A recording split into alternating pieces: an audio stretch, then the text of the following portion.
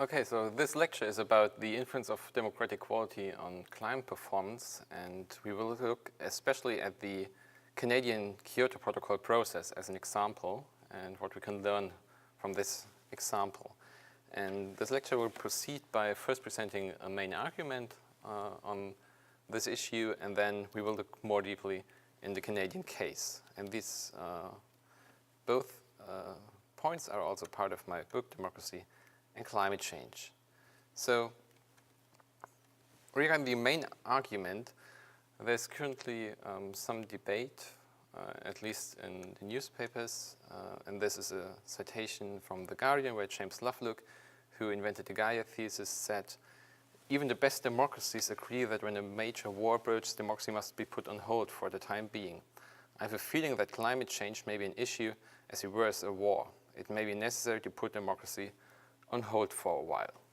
So this means he thinks, well, democracy is incapable to deal with climate change, and we should probably find more eco-authoritarian ways to deal with it, and that we should democracy put on hold for a while.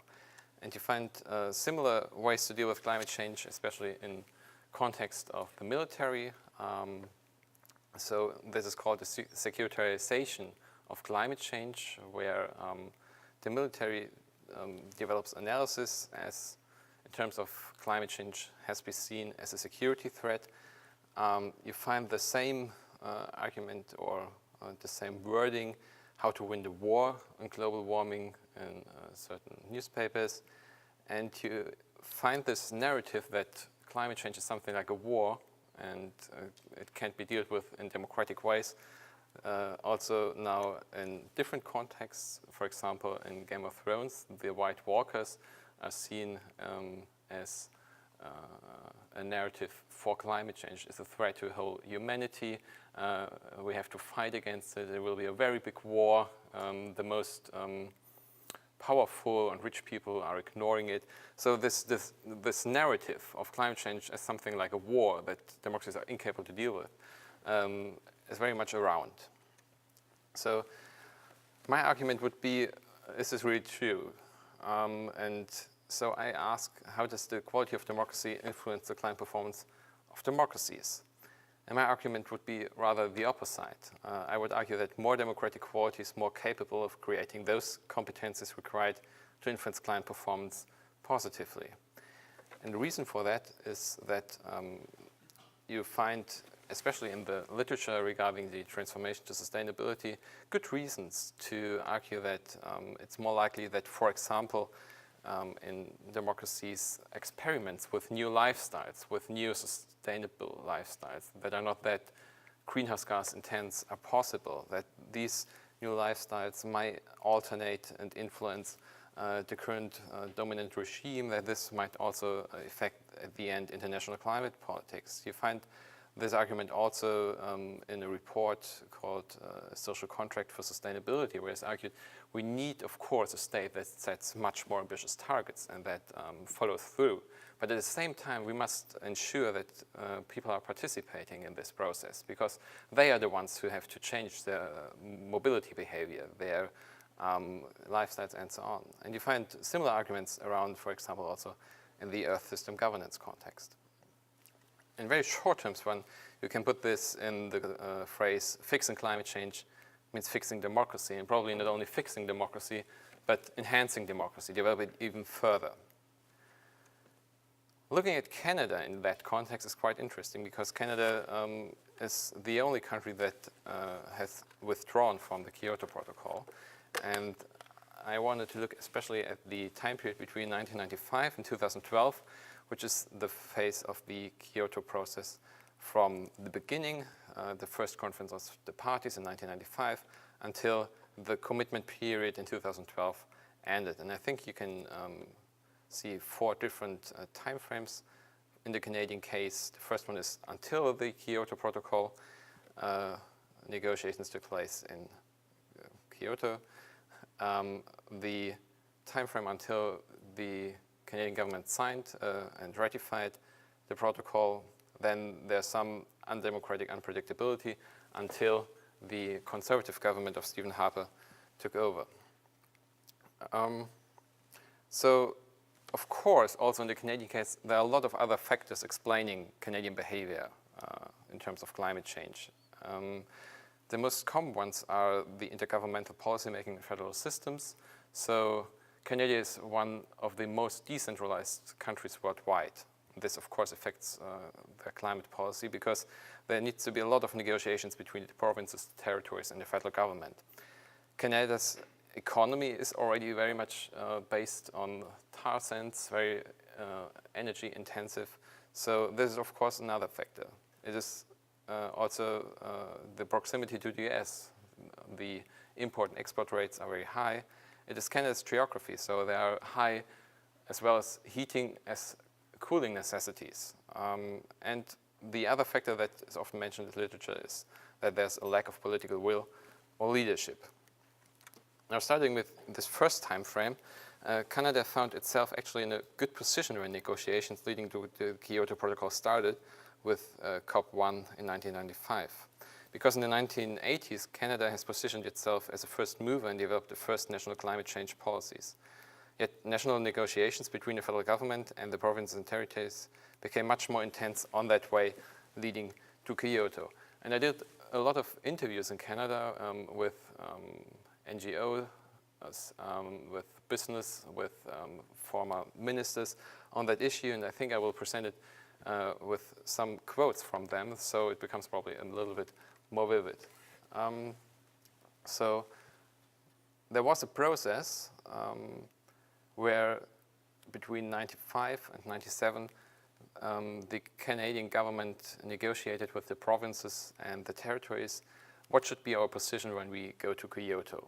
And this was very much a process only by first ministers of the provinces and the federal government. It was very much based only on executives, and for example, here Mike Cleland told me, the involvement of other groups was much more informal without any formal process or structure for determining what those were. So there was actually not really a process where some public discourse took place, where there were some citizenry involved. It was very much only in the executive itself. However, they found a position at the end, and this was a standstill. So the emissions should neither be rise up nor decline, and this was called some politically sort of nice positioning. Everybody could live with this agreement. At the Kyoto conference itself, and Paul Heimberger, who I'm quoting here, was the chief negotiator for Canada, told me that the zero target, the standstill, was going to leave us embarrassed. The decision was made in the end by the Prime Minister after consultations on the phone from Kyoto with 2 ministers and me. And they decided that Canada should reduce its emissions by -6%. And at the end, this resulted in much disagreement, of course, with the provinces, since they agreed on a standstill before. And as the first quote says, well, it was a very informal process and we didn't very much involve other groups. In the aftermath, one interview partner told me the mistake that perhaps was made was that this wasn't an issue of general public knowledge or general public discourse. And that, of course, is what we should have started engaging much earlier than what happened. Then probably the Prime Minister would have not had the possibility to change its position that much, to use its prerogative in such a intense way.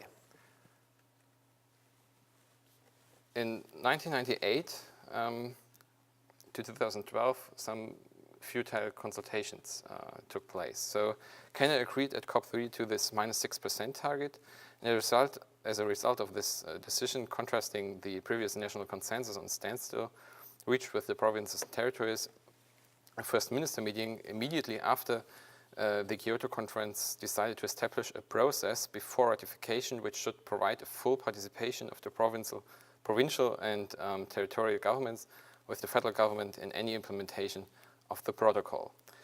And following this first minister meetings statement, other joint minister meetings of the environment and resource ministers from the provinces and the federal government decided on a process to develop a national implementation strategy on climate change and the foundation of a so-called national climate change process that would run the whole issue. So as part of this national climate change process, 15 issue tables for 7 key sectors, 8 crossing themes like transportation, electricity, the Kyoto Protocol mechanisms, technology, carbon sinks, and so on and so forth, were set up. And this was actually a very inclusive process. There were 450 people involved in these 16 issue tables, from academia, industry, business, NGOs, and the government, and they analyzed, with funding from the Climate Change Action Fund, the status quo in their current issues they were involved, like industry, forestry sector, buildings, technology, and so on, and identified opportunities and challenges in the reduction of greenhouse gas emissions and the adaptations which would be required in their fields. And the results were summarized finally in some reports. So this was a national climate change process that could be seen as some sort of democratic experiment, because you had a very inclusive process. Almost every group was represented. It was very transparent. Already at the end of the 1990s, there was a website where all the material was published.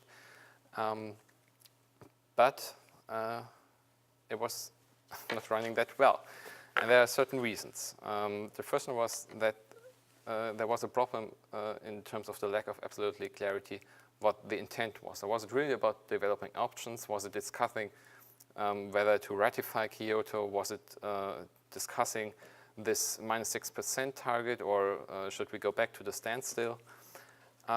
And there were no mechanisms or process or the political engagement, and I quote here, to bring players around the tables to figure out the best way of doing this and to build consensus. And you never thought in these 2 years between 1998 and 2000, these tables met many times. You never thought you got to the end of the debate. Anderson, the then Prime Minister, Environment Minister, told me. And there was obviously a lack of democratic tools. So these people met, they published their reports. It was a transparent process, but at the end they had no democratic tools to bind all these different options, all these different views that were brought in the process in any way together. So at the end, many of the participants of the tables felt that they were not very influential in the process. Yes, they got in the door. They got in the door to be part of the process, but no, I don't think they were viewed their roles to be those of significant players.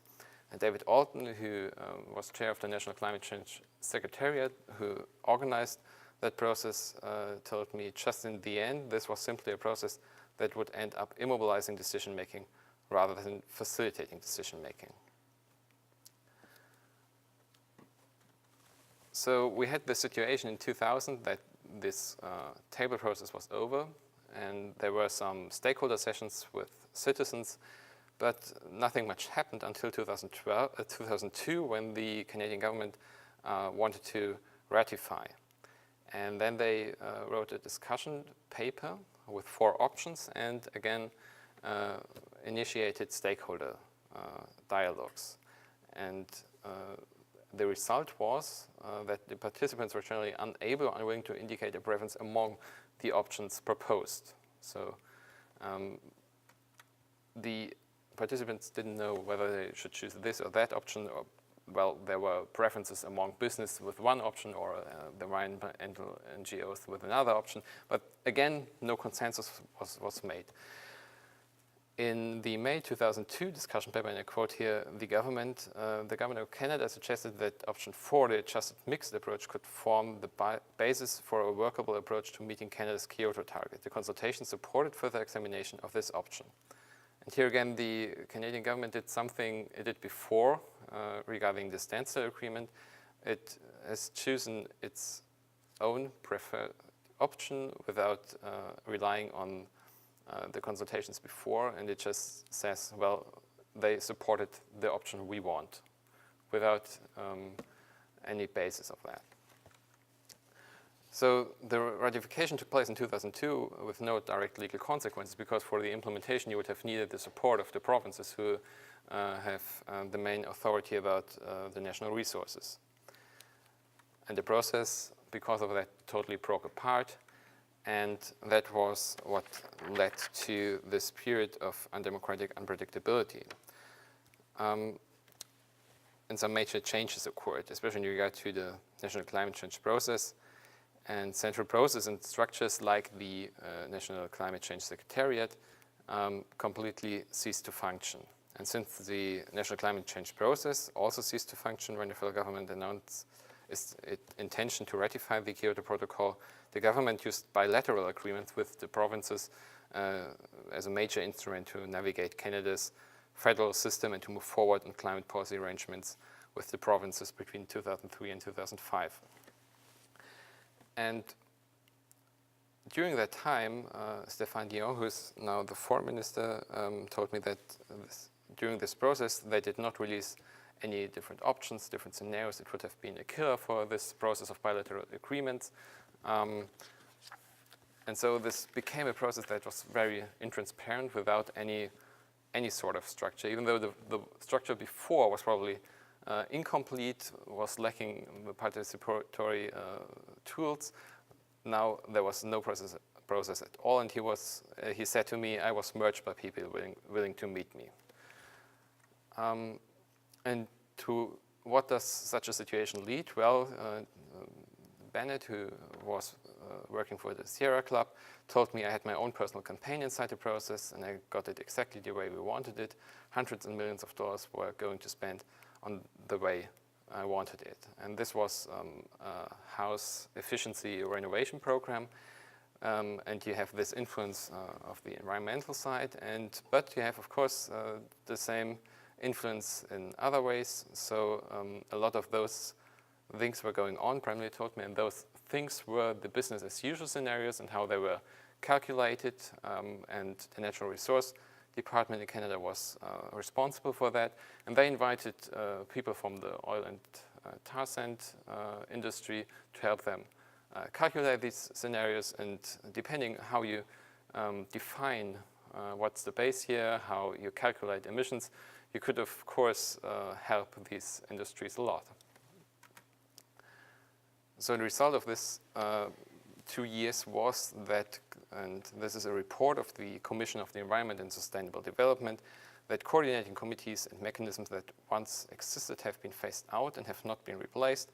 A lack of central ownership, clearly defined departmental responsibilities, integrated strategies, and ongoing innovation systems all point to the problems in the government's management of the climate change initiative. So this marks the end of the Liberal government from 1995 to 2005, and the beginning of the Conservative government, which won the elections in 2006 and formed a minority government at the beginning with Stephen Harper as a new prime minister. And they defined climate change as a shield issue. So there were SWOT issues that they would actively engage in, and there were so-called shield issues. They were very defense and just protecting themselves, and the view on climate change changed a lot. If you think about Chrétien, the former prime minister, who was very offensive, who wanted even a more ambitious reduction target than the national process anticipated.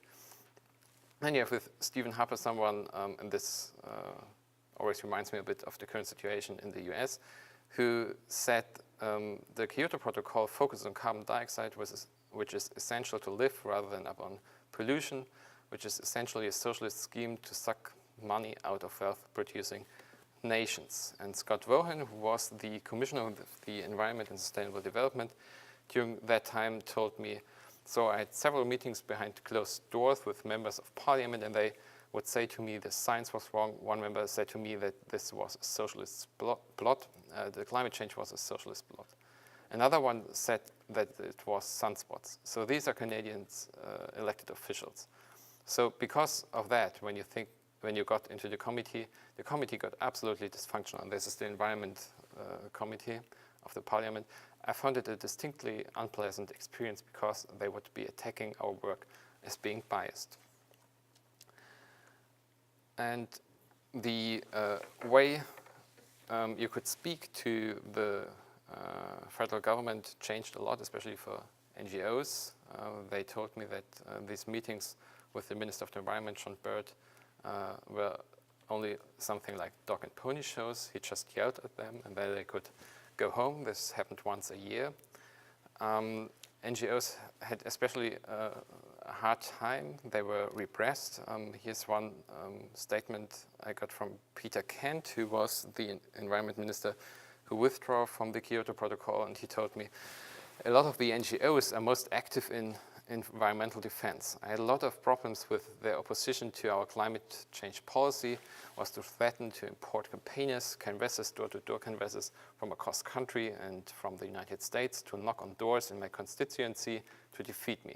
And when I suggested that the environmental defense charitable status be investigated for political activism, they stopped. So he simply used the Canadian Revenue Agency as a tool to make these environmental NGOs silent. And they did the same with climate scientists. Mike DeSouza, a journalist, told me, and yes, it changed the way scientists could do interviews, created some bureaucracies for them, paperwork, created conditions where they were discouraged from giving interviews. Even if they got approval, the hassle of getting the approval was so much that they did not want to. And they created a climate, the scientists themselves told us this, where they were afraid to talk about their work and about what taxpayers were paying for. And this led, of course, to a lot of demonstrations where direct linkages between democracy and free science were made. You can read there, no science, no evidence, no truth, no democracy. And finally, this climate policy of the Conservative Party led to the withdrawal from the Kyoto Protocol. So what can we learn from this regarding the influence of democratic equality on climate performance? It's quite complicated, but I will demonstrate it with the national climate change process I already used as an example between 1998 and 2000.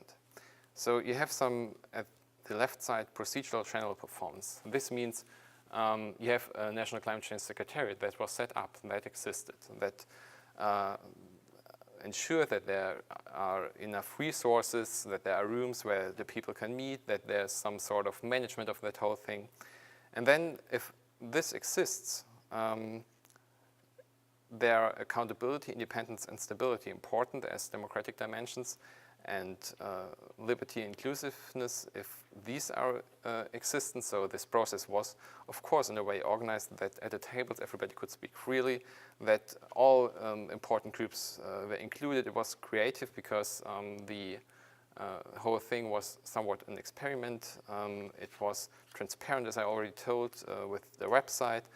But at the end, if you see that mechanism and at place, the participation dimension was missing. So you can do everything you want in such a political process if you forget to develop tools to build any sort of moving forward in any form of finding a decision-making process, any form of building consensus among the issue.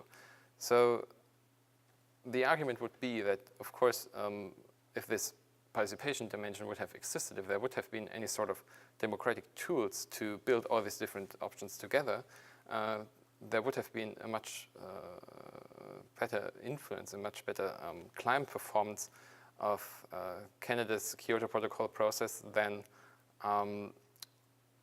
it happened the way it did.